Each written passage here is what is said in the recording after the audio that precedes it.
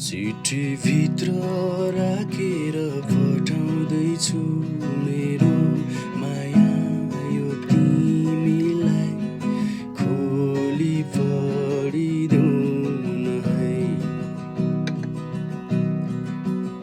अटे जति भरेर पानाहरू मायाका कुरा लेखेर मनले जानेको सब